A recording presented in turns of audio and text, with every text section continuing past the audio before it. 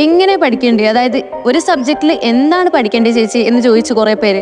അപ്പം അതിനുള്ളൊരു ഉത്തരമായിട്ടാണ് ഈ വീഡിയോയിൽ വന്നേക്കുന്നത്.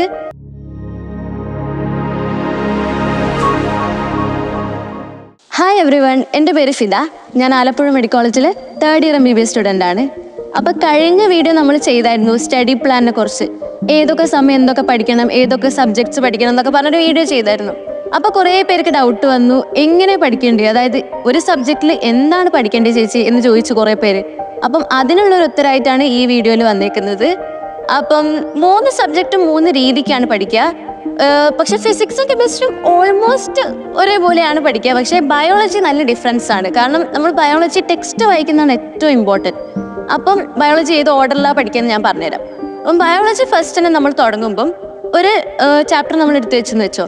അപ്പോൾ ആ ചാപ്റ്ററിൻ്റെ ടെക്സ്റ്റ് ഫസ്റ്റ് നമ്മൾ പണ്ട് പഠിച്ചതായിരിക്കില്ലേ, അപ്പം അതിന് ഹൈലൈറ്റ് ചെയ്ത കുറേ പോർഷൻസ് ഒക്കെ ഉണ്ടാവില്ലേ, അല്ലെങ്കിൽ നിങ്ങൾ അതിൽ നോട്ട്സ് ഉണ്ടാവും. ഒന്നെങ്കിൽ ഹൈലൈറ്റ്സ് അല്ലെങ്കിൽ നോട്ട്സ്.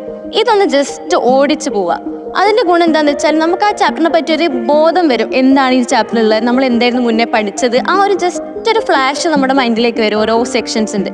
അപ്പോൾ അതാണ് അതിന് വേണ്ടി അങ്ങനെ ചെയ്തത്. ഞാൻ അങ്ങനെ ചെയ്യായിരുന്നു. അപ്പോൾ എനിക്ക് നമ്മളിപ്പം ജനറലി ഒരു സംഭവം സംഭവിക്കാറുണ്ട്. ഒരു ടോപ്പിക്ക് തുടങ്ങുമ്പം, ഒരു ചാപ്റ്റർ തുടങ്ങുമ്പം നമ്മൾ അതിൽ ഒരു സെൻറ്റൻസ് വായിച്ചു കഴിഞ്ഞാൽ പിന്നെ നമ്മൾ സോൺ ഔട്ട് ആയി പോകും, വേറെ എന്തൊക്കെയോ ചിന്തിച്ചിരിക്കില്ലേ. ആ സംഭവം പോക്കാൻ വേണ്ടിയിട്ടാണ് ഇത് ചെയ്യുന്നത്. അപ്പം നമ്മൾ ഈ ഹൈലൈറ്റ് ഒക്കെ നോക്കിക്കഴിഞ്ഞാൽ നമുക്കൊരു സീരിയസ്നെസ് വരും. ഈ ചാപ്റ്റർ ഇങ്ങനെയായിരുന്നു, ഈ ചാപ്റ്ററിൽ ഈ സംഭവം, ചില സ്ഥലത്തൊക്കെ നമുക്ക് ഓർമ്മ വരും, ഞാൻ ഈ സ്ഥലം തെറ്റിച്ചിട്ടുണ്ടായിരുന്നു പണ്ടൊരു ക്വസ്റ്റ്യൻ വന്നപ്പം. അങ്ങനെയൊക്കെ വരുമ്പോൾ നമുക്കൊരു സീരിയസ്നെസ് വരും ആ ചാപ്റ്ററിലോട്ട്. അപ്പം നമുക്കിങ്ങനെ ഒരു സെൻറ്റൻസ് വായിച്ച് പിന്നെ അടുത്തയിലേക്ക് ആ ഒരു നമ്മൾ മുന്നേ ഹൈലൈറ്റ്സ് കണ്ട ഭാഗത്തേക്ക് വേഗം പോകാൻ വേണ്ടി നമുക്കൊരു ടെൻഡൻസി വരും. അപ്പം അതിന് വേണ്ടിയിട്ടാണ് അങ്ങനെ ചെയ്യുന്നത്. നിങ്ങൾക്കത് യൂസ്ഫുള്ളായി തോന്നുവാണെങ്കിൽ അത് യൂസ് ചെയ്യുന്നതായിരിക്കും നല്ലത്. എനിക്കത് ഭയങ്കര യൂസ്ഫുൾ ആയിരുന്നു. പിന്നെ നിങ്ങൾക്ക് ചിലപ്പം അറ്റൻറ്റീവ്നെസ് കിട്ടാണ്ട് വന്നാൽ ഞാൻ ചെയ്ത വേറൊരു കാര്യം, ഒരു 5-6 ക്വസ്റ്റ്യൻ ആ ചാപ്റ്ററിന് വെറുതെ ചെയ്യുക, എവിടെന്നെങ്കിലുമൊക്കെ എടുത്ത് ചെയ്യുക. അപ്പോൾ ഈ ക്വസ്റ്റ്യൻസ് നമുക്ക് ചിലപ്പോൾ തെറ്റും, ചിലപ്പോൾ ശരിയാവും, അല്ലെങ്കിൽ പണ്ട് നമ്മൾ ചെയ്ത എന്തെങ്കിലും ഓർമ്മ വരും. അപ്പം അതിൻ്റെ ഗുണം എന്താണെന്ന് വെച്ചാൽ പിന്നെ നമ്മൾ ചാപ്റ്ററിൽ ഇപ്പോൾ തെറ്റിക്കഴിഞ്ഞെന്ന് വെച്ചോ ഈ ക്വസ്റ്റ്യൻസ് ചെയ്തപ്പം, അപ്പം നമ്മൾ ചാപ്റ്ററിൽ ഈ സ്ഥലത്തേക്ക് വേഗം എത്താൻ വേണ്ടിയിട്ട് ഈ ഒരു സെക്ഷനിൽ നമ്മൾ അവിടെ എവിടെ തെറ്റിപ്പോയത് എന്ന് നോക്കാൻ വേണ്ടി നമുക്കൊരു ആ ഒരു ഇൻട്രസ്റ്റ് വരും. അതിന് വേണ്ടിയിട്ടാണ് നമ്മൾ ക്വസ്റ്റ്യൻസ് കുറച്ച് ചെയ്തിട്ട് ടെക്സ്റ്റ് വായിക്കാൻ എന്ന് പറയുന്നത്. ഇതിലേതും നിങ്ങൾക്ക് ഓപ്റ്റ് ചെയ്യാം, വേണമെങ്കിൽ 2ഉം ഓപ്റ്റ് ചെയ്യാം. ഞാൻ 2ഉം ചെയ്തിട്ടുണ്ടായി. അപ്പം ഈ ടെക്സ്റ്റ് നമ്മൾ വായിച്ചെന്ന് വെച്ചാൽ വേഗം ടെക്സ്റ്റ് വായിക്കണം. നമുക്ക് ആകെ ഇനി കുറച്ച് ദിവസം കൂടെ ഉള്ളൂ. അപ്പം ഒരു ചാപ്റ്ററിൻ്റെ മുകളിൽ ഇങ്ങനെ കുറേ മണിക്കൂറുകളോളം ഒരിക്കലും ഇരിക്കാൻ പാടില്ല. ഒരു 3/4 മണിക്കൂർ കൊണ്ടൊക്കെ ഒരു ചാപ്റ്റർ വേഗം വായിച്ച് തീർക്കുക.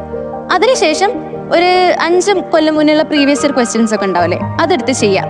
കുറേ മുന്നുള്ളൊന്നും വേണ്ട കേട്ടോ, 2013, 10 അപ്പോഴൊന്നും വേണ്ട. ഒരു 5 കൊല്ലം മുന്നുള്ള മുതൽ നമ്മൾ ചെയ്യാൻ നല്ലണം ക്വസ്റ്റ്യൻസ്. എന്നിട്ട് അതിനുശേഷം നിങ്ങൾക്ക് ഇഷ്ടമുള്ള ഒരു മെറ്റീരിയൽസ് ഒക്കെ ഉണ്ടാവില്ലേ, നിങ്ങൾക്ക് നിങ്ങളെ കോച്ചിങ് സെൻ്ററിൽ നിന്ന് കിട്ടുന്ന മെറ്റീരിയൽസ് ഒക്കെ ഉണ്ടാവും, അതിലത്തെ ക്വസ്റ്റ്യൻസും കൂടെ ചെയ്യാം. അതാണ് നമുക്ക് ഏറ്റവും ഇമ്പോർട്ടൻ്റ് ആയിട്ടുള്ള ക്വസ്റ്റ്യൻസ്. അതുകൂടെ കാരണം അതിൽ ഏറ്റവും സെഗ്രിഗേറ്റ് മീൻസ് ഏറ്റവും കൂടുതൽ കൂട്ടി വെച്ച ക്വസ്റ്റ്യൻസ് ആണ് ഏറ്റവും ഇമ്പോർട്ടൻ്റ് ആയിട്ടുള്ളത്. അപ്പം അത് ചെയ്യാം, അതാണ് ഏറ്റവും ഇമ്പോർട്ടൻറ്റ്. അപ്പം ബയോളജിയുടെ കാര്യം കഴിഞ്ഞില്ലേ, അടുത്തത് ഫിസിക്സും കെമിസ്ട്രിയാണ്. ഫിസിക്സും കെമിസ്ട്രിയും ഏകദേശം ഒരേപോലെയാണ്, കറക്റ്റായെന്നൊന്നും ഞാൻ പറയുന്നില്ല. കെമിസ്ട്രിയിൽ കാരണം ഓർഗാനിക് ഇൻഓർഗാനിക് ഒക്കെ കുറച്ച് ഡിഫറെൻ്റ് ആയിട്ടാണ് പഠിക്കുക, നിങ്ങൾക്ക് തന്നെ അറിയാം എങ്ങനെയാണ്. അപ്പം ഫിസിക്സും കെമിസ്ട്രിയും ഓൾമോസ്റ്റ് പഠിക്കേണ്ടത് എങ്ങനെയാണെന്ന് വെച്ചാൽ നിങ്ങൾ ഉണ്ടാക്കി വെച്ച ഇക്വേഷൻസിൻ്റെ ബുക്ക് ഉണ്ടാവും. ഇവൻ ഓർഗാനിക് ആണെങ്കിൽ നിങ്ങൾ റിയാക്ഷൻസ് ഒക്കെ എഴുതി വെച്ച ബുക്ക് ഉണ്ടാവില്ലേ, ആ ഒരു അല്ലെങ്കിൽ നിങ്ങൾ മുന്നേ എഴുതി വെച്ചിട്ടില്ലെങ്കിൽ ടെക്സ്റ്റ് കൂടെ വേഗം നമുക്ക് ഓടിച്ചു പോകാൻ പറ്റും. നിങ്ങൾ ഹൈലൈറ്റ് ചെയ്തതോ സ്കൂളിൽ പഠിക്കുന്ന സമയത്ത് ഹൈലൈറ്റ് ചെയ്തതോ അല്ലെങ്കിൽ അവരെന്നെ ഈ ബുക്കിലൊക്കെ NCERT ഒരു ബോക്സ് ആയിട്ടോ അല്ലെങ്കിൽ സെപ്പറേറ്റ് ആയിട്ടോ കൊടുത്തിട്ടുണ്ടാവും.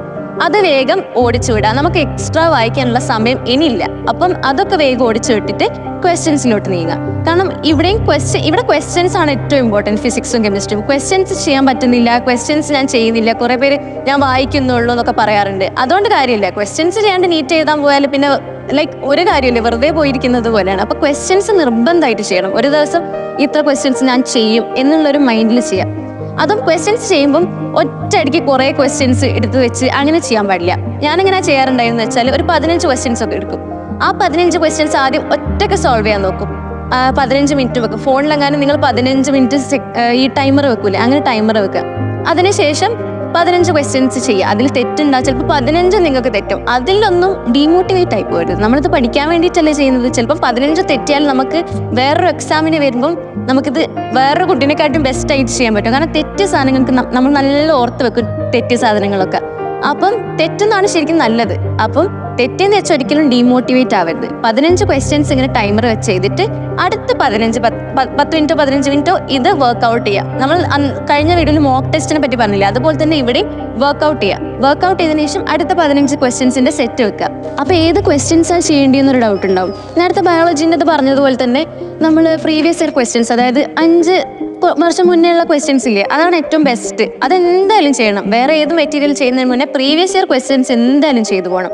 അതിനുശേഷം നിങ്ങൾ മെറ്റീരിയൽസിലുള്ള ക്വസ്റ്റ്യൻസ് ഒക്കെ ഉണ്ടാവില്ലേ, അത് തന്നെ ഫോളോ ചെയ്ത് പോവാം. അപ്പോൾ ഇങ്ങനെയാണ് ഫിസിക്സും കെമിസ്ട്രിയും പഠിക്കേണ്ടത്. പിന്നെ എല്ലാ നമുക്കൊരു ജനറലൈസ് ചെയ്ത് പറയാൻ പറ്റൂല. ചിലപ്പോൾ ഇനോർഗാനിക് ഒക്കെ ടെക്സ്റ്റ് ഒക്കെ വായിക്കേണ്ടി വരും. അതിന് നിങ്ങൾ നിങ്ങളുടേതായിട്ടൊരു ടൈം കണ്ടെത്തണം. മീൻസ് ടെക്സ്റ്റ് വായിച്ചിട്ട് അപ്പം ആ ഡേ നിങ്ങൾ എന്ത് ചെയ്യുക, ഇപ്പോൾ ഈ 2 ചാപ്റ്റേഴ്സ് നിങ്ങൾ ഫിസിക്കൽ പൊതുവെ പഠിക്കുന്നു വെച്ചോ, ഫിസിക്കൽ കെമിസ്ട്രി. അപ്പം ഇനോർഗാനിക് പഠിക്കുമ്പോൾ ഒരു ദിവസം ഒരു ചാപ്റ്റർ പഠിക്കേണ്ടി വരും. ആ ടെക്സ്റ്റ് നന്നായി വായിച്ച് ക്വസ്റ്റ്യൻസ് അതിനുശേഷം എല്ലാം ചെയ്ത്, അതിന് ക്വസ്റ്റ്യൻസ് ചെയ്യാൻ പക്ഷേ സമയം എടുക്കൂല, ഫിസിക്കലിന് അത്ര സമയം എടുക്കൂലല്ലോ. അപ്പോൾ അവിടെ നമുക്ക് സമയം ലാഭിക്കാം. അപ്പം അത് നിങ്ങൾ തന്നെ മോഡുലേറ്റ് സമയമൊക്കെ നമ്മൾ ഗ്രൂപ്പ് ചെയ്ത് നിങ്ങൾ തന്നെ കൊണ്ടുപോകണം. അപ്പം അങ്ങനെയാണ് ഈ 3 സബ്ജക്റ്റും പഠിക്കേണ്ട രീതി. ഇങ്ങനെയാണ് ഞാൻ ഫോളോ ചെയ്തിരുന്ന ലാസ്റ്റ് ഡേയ്സിലോട്ടൊക്കെ. അപ്പം ഇനി കുറച്ച് ദിവസങ്ങളും കൂടെ ഉള്ളൂ. നിങ്ങൾ മാക്സിമം ട്രൈ ചെയ്ത് നോക്കുക. എന്ന് വെച്ചാൽ പറ്റായിക്കൊന്നുമില്ല, നമുക്ക് പറ്റും. നമ്മൾ വിചാരിച്ചാൽ ഈസിയായി നമുക്ക് ക്രാക്ക് ചെയ്യാം. പക്ഷേ നമ്മൾ വിചാരിക്കണം, അതിൻ്റെ ഒരു ഡിഫറൻസ് ഉണ്ട്. വിചാരിക്കാത്ത ആൾക്കാരും വിചാരിക്കുന്ന ആൾക്കാരും തമ്മിലുള്ള ഡിഫറൻസ് അതാണ്. ഇനിയിപ്പം നിങ്ങൾക്ക് ഇൻസ്റ്റിറ്റ്യൂഷൻ്റെ വല്ല ആവശ്യമുണ്ട്, നിങ്ങൾക്ക് ഒറ്റയ്ക്ക് പഠിക്കാൻ പറ്റുന്നില്ല, അങ്ങനെ എന്തെങ്കിലും ആവശ്യമുണ്ടെങ്കിൽ നമ്മൾ JPS ക്ലാസ്സസിൽ തന്നെ ഇപ്പോഴും ക്രാഷ് കോഴ്സിൻ്റെ അഡ്മിഷൻസ് ഓപ്പൺ ആണ്. കൊയിലാണ്ടി JPS ക്ലാസ്സസ് അല്ലാതെ കാസർഗോഡും കാഞ്ഞങ്ങാടും അഡ്മിഷൻ ഓപ്പൺ ആണ് ക്രാഷ് കോഴ്സിന്. അവിടെയുള്ള ആൾക്കാർക്ക് അവിടെയും പോയി പഠിക്കാം. ഇനി ക്ലാസ്സസിൻ്റെ ഡീറ്റെയിൽസ് താഴെ പിൻ ചെയ്തിരിക്കുന്നുണ്ട്. അപ്പം എല്ലാവരും നന്നായി പഠിക്കുക. കുറച്ച് ദിവസം കൂടെ ഉള്ളൂ. എല്ലാവർക്കും നന്നായി പഠിക്കാൻ പറ്റട്ടെ എന്ന് ആശംസിക്കുന്നു. നീറ്റും വളരെ ഈസി ആവട്ടെ എന്ന് ആശംസിക്കുന്നു. Thank you.